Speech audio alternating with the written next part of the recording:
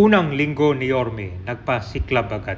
Ito may nasampulan na illegal vendor dito yan sa Pedro Hill, Manila.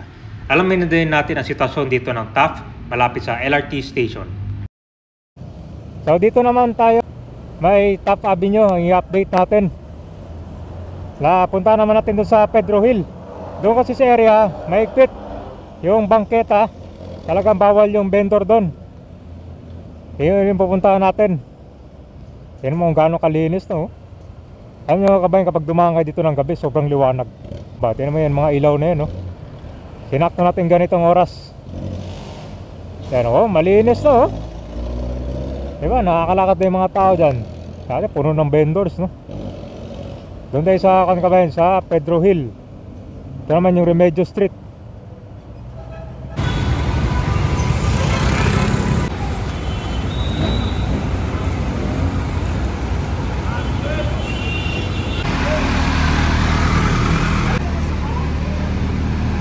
Obstruction dito sa kalsada.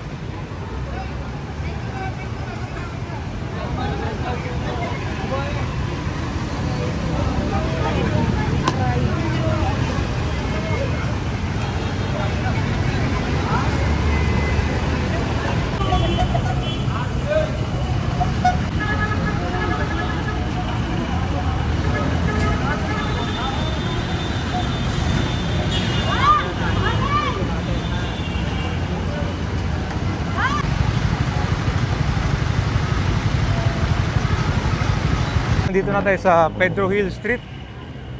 Yung na-clearing ng hawkers ngayon dito, yung mga vendors sa sidewalk pala. Yan, dito kasi bawal yung latagan dito kabayan, daanan ng mga tao. Dito nila tinago, oh. Diyan, oh. Wala na yung mga paninda.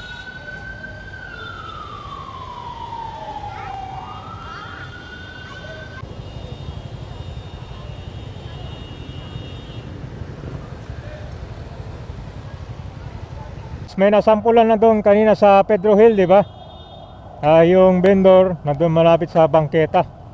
So kana ngayon kabayan na talagang hinigpitan na yung kalsada. So dito naman tayo sa TAF. Ito po yung Pedro Hill station ng LRT.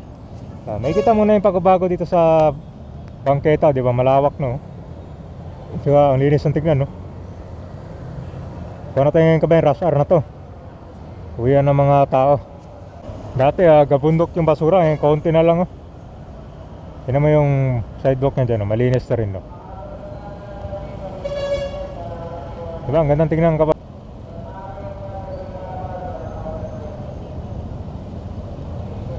Traffic ngayon kasi uwian na.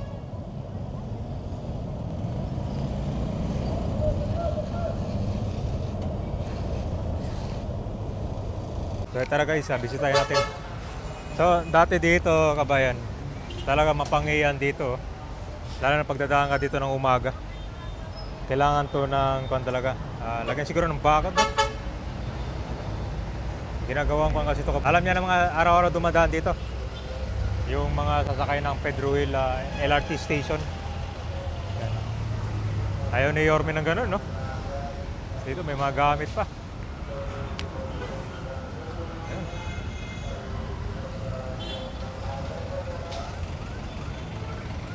Gabay, no?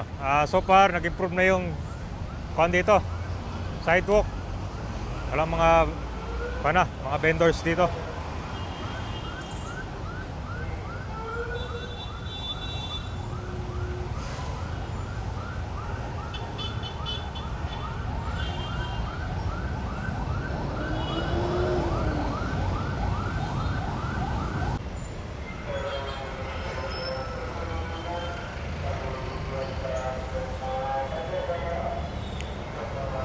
Ayan guys, bawal magkalat.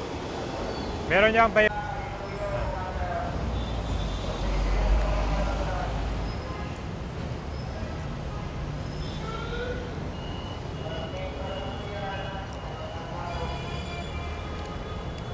Ito na lang yung kailangang ayusin dito. Nasira na yung bigto.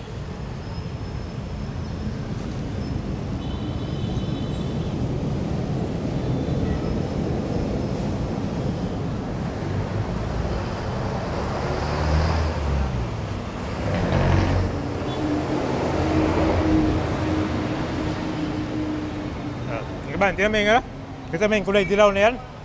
Yan ang ginawang CR, di ba? Kapanghe, grabe.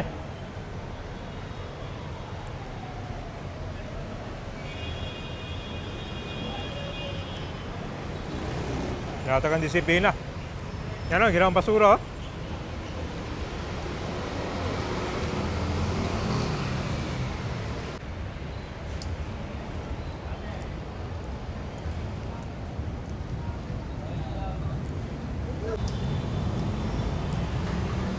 Yan, malinis, ha?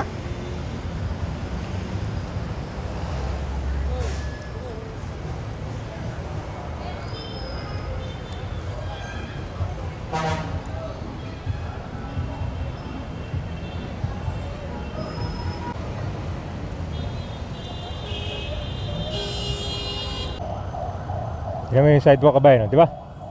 Ganyan nakaluwag, oh.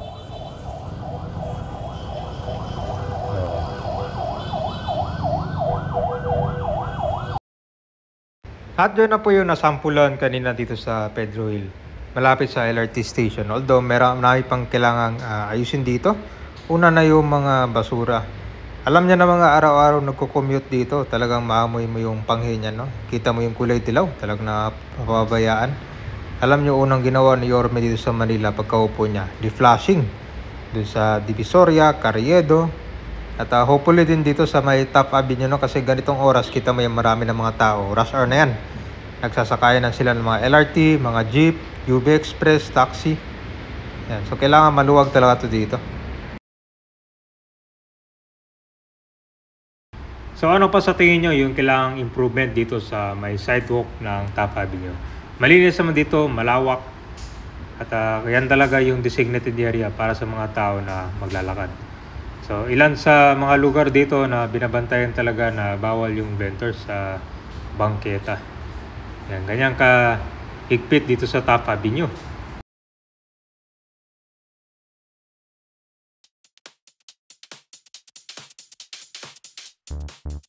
Pero in fairness, malaking improvement ng lugar dito sa Manila. Dati, parang Smoky Mountain yung basura, ngayon pa kaunti na lang. Masipag at maganda yung bagong contractor ngayon ng Manila. Talagang iniikot, nagbubusina sila kapag parating na yung truck para i-collect yung mga basura.